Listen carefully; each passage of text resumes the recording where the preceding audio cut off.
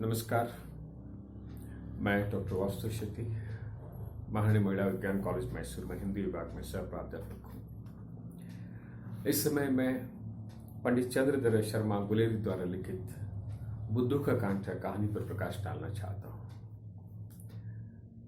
गुलेरी जी हिंदी साहित्यिक कथा जगत के श्रेष्ठ कहानीकार मानते हैं और ये उन दिनों में कहानी लिखते हैं जब कहानी के बारे में कोई नियम या कोई नीति ना हो। एक तरह से ये आरंभिक कहानीकार हैं। ये लिखे हैं मात्र 3 कहानियां, लेकिन उसने कहा था कहानी के कारण वो बहुत प्रसिद्ध हुए हैं। गुलेरी जी का जन्म 7 जुलाई 1983 में जयपुर के एक समृद्ध घराने में हुई। विद्यार्थी जीवन में ही आप अपने असाधारण प्रतिभा का प्रदर्शन किए थे। सन 1921 में आप संस्कृत विभाग के अध्यक्ष बनते हैं बनारस हिंदू विश्वविद्यालय में, और छोटी सी उम्र में 1922 2 सितंबर मात्र 49 वर्ष में ही आप स्वर्गस्थ हो जाते हैं। इनके 3 कहानियां हैं सुकुमार जीवन, बुद्धू का कांटा और उसने कहा था। बुद्धू का कांटा एक चरित्र प्रधान कहानी है। इस कहानी के नायक है रघुनाथ, जो प्रयाग में इंटरमीडिएट के अध्ययन कर रहे हैं। उसके पिताजी उसूल के पक्के हैं, काफी अनुशासन प्रिय हैं। परिणाम स्वरूप रघुनाथ एक नियम के यानी एक ट्रैक में ही रहते हैं। स्त्रियों को तो वो नहीं जानते, केवल वो अपने मां को जानते हैं। माँ के अलावा वो किसी को नहीं जानते, इसलिए स्त्रियों के साथ जो किस तरह बातें की जाती है, उनकी सोचना वगैरह उनको कुछ मालूम नहीं है। और इधर जो उन दिनों में 15 साल से पहले ही जो लड़कों की विवाह हो जाती थी, लेकिन पिताजी उसूलों के पक्के हैं, वो नहीं चाहते हैं। लेकिन वो माँ चाहती है जल्दी बेटे की विवाह हो, और उनके रिश्तेदार वगैरह वो यही कहते हैं कि इस तरह जो पढ़ा लिखा लड़का होता है तो हम जरूर अब तक हम उनकी शादी करवा के रहते हैं। और यही नहीं, पिताजी कभी छुट्टी नहीं लेते हैं। वो अपने गुरु बाबू प्रकाश बिहारी मुखर्जी की अक्सर प्रशंसा करते हैं। लेकिन काफी जिद करने के बाद, यानी रघुनाथ की मां जिद करने के बाद और काफी उदाहरण सहित वो बातें करने के कारण, और यही नहीं, उनके चाचा लिखते हैं कि यदि इस मुहूर्त में यदि बेटे की शादी ना होगा तो अगले 2 साल शादी नहीं हो सकती। तो इसलिए वो पत्नी से कहते हैं इम्तिहान खत्म होते ही इनको आने के लिए, और वो खुद भी छुट्टी लेते हैं और बेटे की विवाह करेंगे। अब कहानी शुरू होती है। इम्तिहान समाप्त होने के बाद लड़का वहां से निकलता है। 2 महीने की छुट्टी है और लड़का वहां से निकलता है, लेकिन जहां तक उनको रेल पर सफर कर सकता है वो करता है। लेकिन अंत में जो 30 मील की जो सफर करना है उसको घोड़े के उपयोग करना पड़ता है, जो इलाई नाम के एक व्यक्ति उसको पीछे बिठा के ले चलता है। रास्ता काटने के लिए इलाही अपने कहानी कहते हैं, अपने विचार व्यक्त करते हैं। ये तो भगवान की, अल्लाह की मर्जी है, जो आप जैसे अच्छे लोग मिलते हैं और मैं आपको ले चलता हूं, कभी बोझ उठाता हूं। और वो अपने कहानी कहता है, इलाही मैं दामपुर के नवाब के पास खाना बनाता था। एक दिन क्या हो गया, मुझे सपने में आ गया, लाही हज करा। मैं सोचा नहीं था, लेकिन 1-2 बार यही होने के बाद मैं क्या किया, सीधे एक जो कंबल था मेरे पास उसी को लेके मैं सीधे घर से निकला, और पता नहीं कितने दिन के सफर हो गया, और किसी तरह मैं मुंबई पहुंचा, और वहां कोई हिंदू आदमी मुझे हज का टिकट दिला दी। और 6 महीने के बाद जब मैं हज से वापस लौटा, हमारी जहाज किसी पत्थर से टकराकर सब लोगों को छोटे छोटे कश्ती पर, यानी छोटे नाव पर उसे बिठा के वहां से निकाल दिया। देखिए, लगभग ये जो टाइटैनिक की जो हम घटना जानते हैं, जो बहुत सारे लोग मर चुके थे, ये बिल्कुल काफी करीब के हैं। हो सकता है लेखक उसका भी उदाहरण लिए हो, और वो समृद्ध परिवार के थे, गुलेरी जी, और पढ़े लिखे थे। और उन दिनों में जो दुनिया भर के खबर रखने वाले बहुत कम लोग होते थे, तो इसलिए ऐसा लगता है कभी उसका भी वो जिक्र किया हो। तो ये कराची पहुंचते हैं किसी तरह, और उनको वहां पता चलता है कि छठे दिन कराची में हमने दुआ की नमाज पढ़ी तो पीछे सुना कि 300 हाजी मर गए, तो हम जिस जहाज से निकले थे। और वो कहते हैं जब मैं 6 महीने के बाद जब घर पहुंचा तो देखते हैं घर फंखवा दिया गया है, यानी जलाया गया है। दामपुर के नवाब जहां मैं खाना पकाता तो बहुत ही यानी क्षण में नाराज होने वाला है, व्यक्त करने वाला है। 1 घंटा देर से जो भोजन मिला तो इसलिए वो नाराज था। और यही नहीं, मेरे घर को फुंकवा दिया है और मेरी घरवाली को वो अपने लौंडे यानी घर के नौकर बना के रखे, जो मैं वहां से जाते समय कुछ नहीं लेके गया, एक कंबल, लेकिन जो सारी चीजों को, सारे घर परिवार जमीन को वो अपने लोगों को दे दिया है।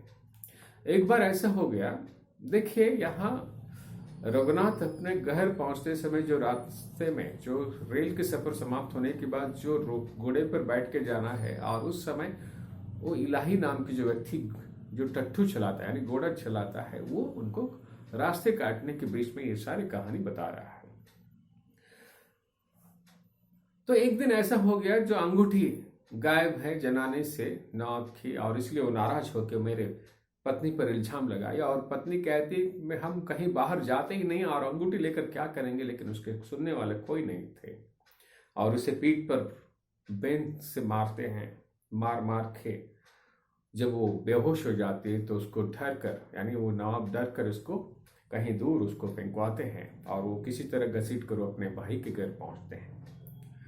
रघुनाथ पूछते हैं क्या तुम फरियाद नहीं किए? तो देखिए ये 100 साल पुरानी कहानी होने के बावजूद भी वहां भी यही है कि वो इलाही कहता है कचहरियों गरीबों के लिए नहीं बादशाह, ये तो सेठों के लिए है, ये हम जैसे लोगों के लिए नहीं। फिर भी भगवान सुन लेते हैं, और मेरे बीवी को मारते मारते उसकी अंगुली में बैंक की एक सली छुप गए, बैंक की जो शार्प है उसको छुप गए, और 15 दिन में उसकी लहू जहर में परिवर्तित हो गया और वो मर गए, ऐसे वो कहते हैं अपने कहानी को। तो ये लंबे सफर और दोपहर के समय पर उनको लगता है कहीं विश्राम किया जाए और पानी पीना है, ऐसे लगता है। और इलाही भी एक पेड़ के नीचे घोड़े को बांधता है और आराम से वो चिलम पीता है। और ये लड़का रघुनाथ जो है एक लोटा और डोर लेके आया है, कहीं पानी मिलेगा तो पीने के लिए। और देखते हैं करीब एक कुआं है, वहां 8-10 स्त्रियां बातें कर रहे हैं और एक के बाद एक पानी भर रहे हैं। लेकिन हमारे ये जो नायक रघुनाथ जो है महिलाओं के साथ कभी बातें करने का तो उसको मालूम ही नहीं है कैसे व्यवहार किया जाए, वो दूर रहता है और हाथ में लोटा और डोरा पकड़ के दूर है। बाद में ये महिलाएं तरह तरह की बातें करते इनको देख रहे हैं और इनको मौका मिलती है और ये लोटे को बांध रहा है और कुएं में डालने की कोशिश करते हैं। और ये सारे लोग ये प्राणी कहाँ से आया है और ये मनोरंजन ले रहे थे कि ऐसे भी कभी कोई लोटे से पानी लेते हैं। और ये लड़का प्रयाग में पढ़ रहा था, हॉस्टल में सारी व्यवस्था होने के कारण इसको कभी लोटे से पानी डोर से जो खींचने का तो प्रैक्टिस नहीं है। तो काफी कोशिश करता है, कभी उछालती है, कभी यहाँ जाती, कभी वहां जाती है। बाद में पता चलता है वहां स्त्री एक कहती क्या तुम्हें पानी चाहिए, और वो वहां एक बागुंती नाम की एक लड़की है जो लगता है जो शहर की हो, काफी हष्टपुष्ट तंदुरुस्ती से भरा, और वो भी यानी सारी महिलाएं इनके मजा दे रहे हैं। लोटे में फांसा लगा है और ये पानी तो नहीं आ रहा है। तब धीरे धीरे वो पूछती हैं कहाँ की हो, पटवारी हो, पटवारी यानी कोई अकाउंटेंट वगैरह पढ़ने वाले हो, या जैसे ये पानी बांध के जो निकालते समय तो ऐसा लगता है कि जो जमीन जो मापने के लिए जो तरीका होता है वो सब कर रहे हो, ऐसा मजाक भी करते हैं। और क्या कुएं में दवा डालोगे, ऐसे वो लड़की कहती है, कुएं को बांधोगे, माँ ने सिखाया नहीं, ऐसे तरह तरह की बातें होती है। लेकिन रघुनाथ को संकोच, प्यास, लज्जा, घबराहट सब एक साथ होती है। तब वो महिला कहती है और वो पानी पिलाने के लिए कहती है, और बागवंती उसको पानी पिलाने की कोशिश में रहती है। और पानी पीते समय उसको कभी ऊपर देखते समय वो गलसुंड हो जाते हैं, यानी वो खांसते हैं। और ये सभी मजा ले रहे हैं कि ये कहाँ का लड़का है, और पूछती है कहाँ से आए हो वगैरह वगैरह, तरह तरह के प्रश्न पूछते हैं और बागवंती मजाक करती है। तब वो कहते हैं तो मजाक की कांची बंद करो। वो स्त्री वास्तव में बागवंती अपने रिश्तेदार यानी उस स्त्री के घर पहुंच रही है कुछ दिन से। और इसके बाद तुम कहाँ के हो, कहीं डाक बाबू बनने के लिए आए हो, ऐसे उस स्त्री पूछती है। देखिए, पुराने जमाने में डाक बाबू बनना ही एक बहुत बड़े पद की तरह था, क्यों अंग्रेजों के जमाना बिफोर इंडिपेंडेंस में बहुत कम लोग ये सब जानते हैं। तुझे रात दिन उत्पन्न यानी तुम्हें मजाक सूझता है, इन्हें गलसुंड हो गया, यानी जरा आहिस्ता इसको पानी पिला दो वगैरह, वो कहती है। फिर वो लड़की कहती है तुम कहाँ, सॉरी लड़की की स्त्री कहती है कहाँ रहते हो, आगरे। और बीच में लड़की मजाक करती है, और मैं कब पहुंचूंगा, तो आधा एक घंटे में तुम पहुंचोगे, कहीं दूर तो नहीं है वगैरह, वो बातें करते हैं। और वो कहते हैं मैं प्रयाग में पढ़ता हूं। इस बीच में वो इलाही को देखते हैं, इलाही मजे से चिलम पी रहा है, और ये लड़की कहती है कि यानी इस तरह का बुद्धू के सामने भी कोई लड़की लंगा फंसा रहेगी, यानी इस बुद्धू को भी शादी की जाएगी और कोई महिला इसकी गले लग जाएगी, ऐसे वो मजाक भी करती है।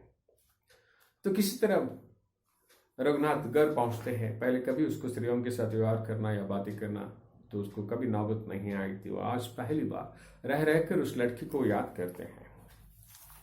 2-3 दिन बाद उनके जो वातावरण है, जिसके बहुत सुंदर सुरम्य वातावरण है, नदी बहती है, पहाड़ है, घाटी है, और बिना सिंचाए हुए खेत, हरा भरा खेत को मखमल से दिखाई देता है।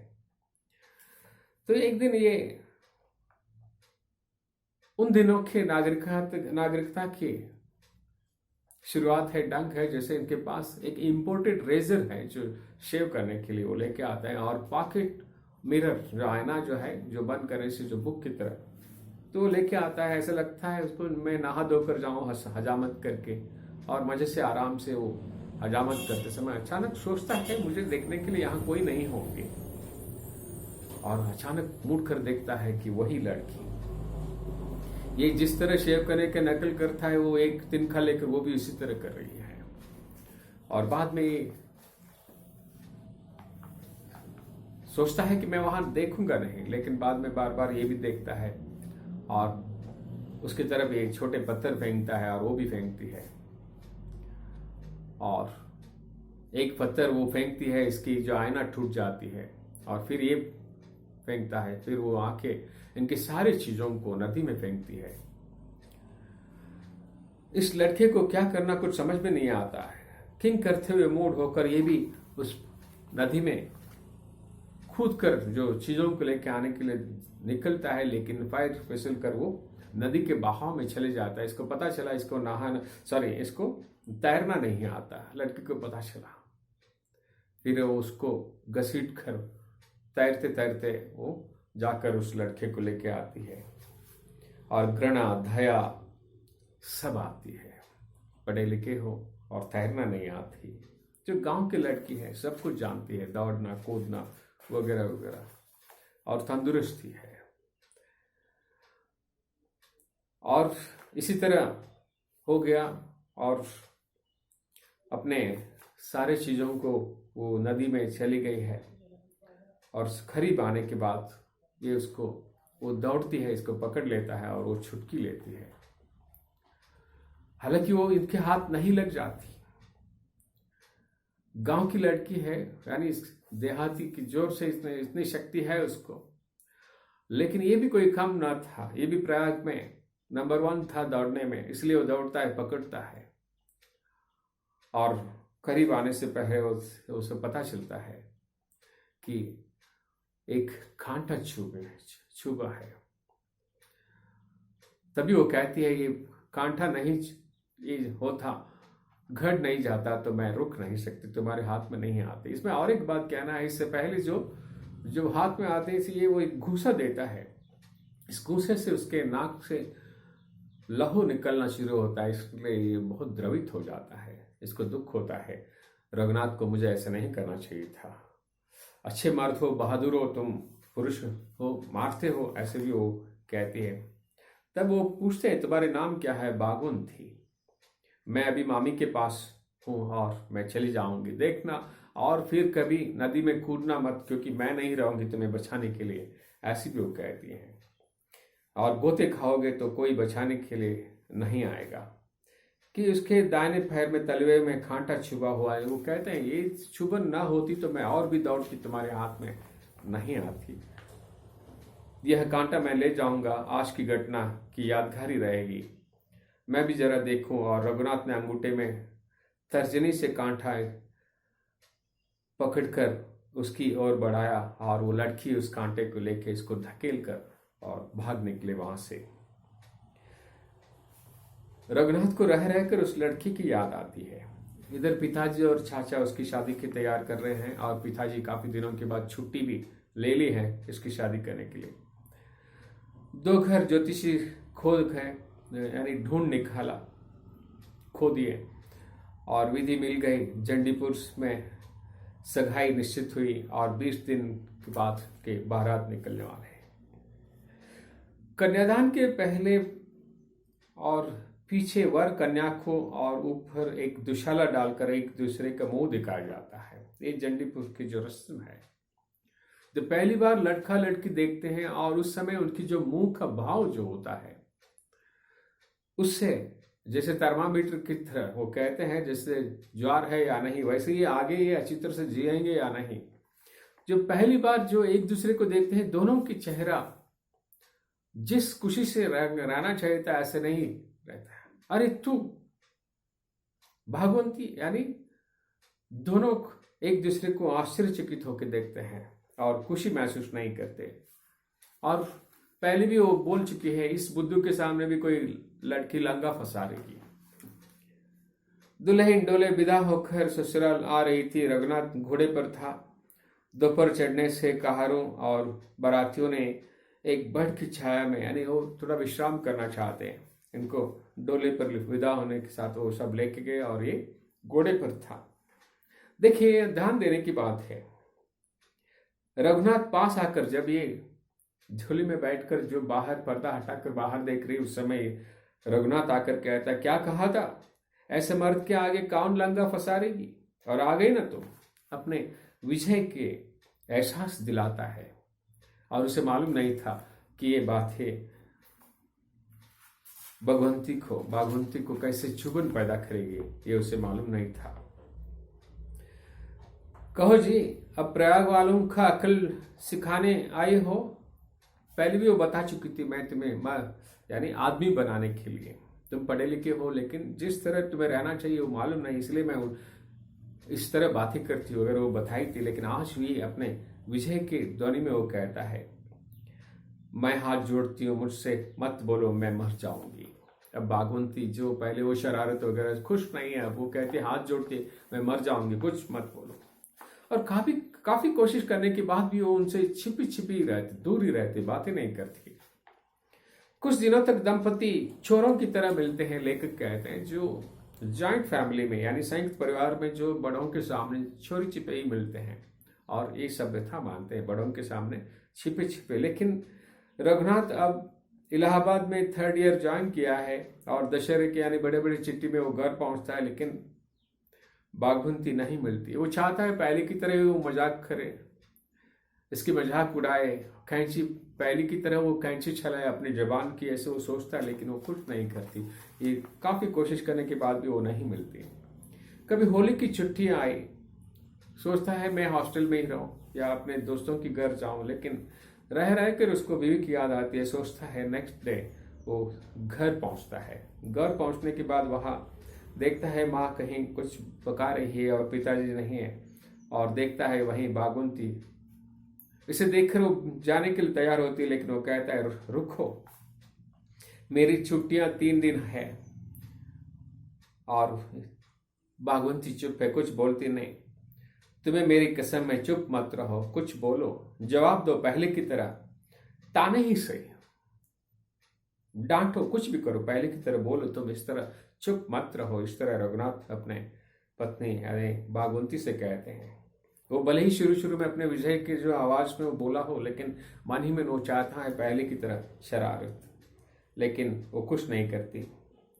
अच्छा होता यदि मेरा कांटा न निकालते और पैर गल कर मैं मर जाती, तो हम आ गए, तुम्हें ऐसा नहीं निकालना चाहिए था, वो मैं मर जाती, ऐसे कहता था। और वो भी कहता है तुम्हें भी नदी से मुझे उठाना नहीं चाहिए था। मैं तो अनाड़ी हूं, मुझे लल्लो पत्थो करना नहीं आता, साफ कहना जानता हूं, सुनो। यह कहकर रघुनाथ बड़ा और उसके दोनों हाथ पकड़ लिए। उसने हाथ ना हटाए, उसे पकड़ लिया। तो मैं अनाड़ी हूं, थोड़ा ना समझ हूं। अर्थात जब तक पत्नी प्राप्त नहीं करता मनुष्य अपूर्ण ही रहता है। जिसमें लेखक कहता है अपनी तरफ से कि स्त्री का संपर्क, स्नेह, विश्वास जब तक नहीं मिलता पुरुष परिपूर्ण नहीं होता। आज वो उसे अपना लेता है। और मेरे बुद्धूपन को क्षमा करो, मेरे हृदय में तुम्हारे प्रेम का एक भयंकर कांटा गड़ गया है। ये ध्यान देने की बात है। जितने भी बार हम शुरू शुरू में मिले थे, हम झगड़ा किए, एक दूसरे का मजाक यानी तुम मेरा मजाक उड़ाती रही, लेकिन आज वो कांटा मुझे यानी वो लग गया है। तुम्हारी प्रेम की यानी पहले पहल देखा उस दिन से वह घट गया है और अब तक घड़ा जा रहा है। तुम्हारी प्रेम की दृष्टि से मेरा यह शूल हटेगा। यानी वो कांटा तुम निकालो, वो दर्द को निकालो, तुम प्रेम करो मुझसे। इस तरह वो बागवंती से कहते हैं। घूंघट के भीतर जहां आंखें होनी चाहिए वहां कुछ गीलापन दिखा। वो देखते वो आंखों से आंसू आ गई है। देखो, मैं तुम्हारे प्रेम के बिना जी नहीं सकता। मेरे उस दिन का रूखापन और जंगलीपन भूल जाओ। तुम मेरे प्राण हो। मेरा कांटा निकाल दो, मेरे जो दिल और दिमाग में जो दर्द है वो निकाल दो। तो इस तरह रघुनाथ उसे कहते हैं। और रघुनाथ ने एक साथ उसकी कमर पर हाथ डालकर उसे पकड़ा, अपनी ओर से खींचना चाहा। मालूम पड़ा कि नदी के किनारे का किला नींव के गल जाने से धीरे धीरे धंसता है। तो लेखक एक तुलना के जरिए कहते हैं, नदी तट पर जो मिट्टी का घर हो तो जो पानी के बहाव में धीरे धीरे उसके फाउंडेशन जो पानी में चलता है और कैसे घर गिर गया, पानी में बह गया, पता नहीं चलता। वैसे वो एक दूसरे के प्रति प्रेम आ गया है और दोनों एक हो गए, ऐसे कहते हैं। काफी चरित्र प्रदान, बहुत सुंदर अर्थपूर्ण ढंग से गुलेरी जी लिखते हैं। और बीच बीच में उन दिनों के बारे में भी कहते हैं, जैसे शहरों की लड़कियों से घूंघट वाली से बच्चा, और गांव में स्त्री बिना घूंघट वाले होने के बावजूद भी पुरुषों से खुलकर बातें करती हैं। और स्त्रियां गांव में खेत में काम करते करते कितने स्ट्रांग होते हैं। ये आज भी और पुराने दिनों में भी। शहर में लड़कियां किस तरह कुमलाते हैं यानी नरम हो जाते हैं। ये सारी बातें 100 साल पुराने होने के बावजूद भी कहीं कहीं ऐसा लगता है आज भी हो रही बातें हैं। चंद्रधर शर्मा गुरेरी द्वारा लिखित ये बुद्धू का कांटा निश्चय ही अपने आप में अर्थपूर्ण एक चरित्र प्रदान कहानी है। प्रणाम।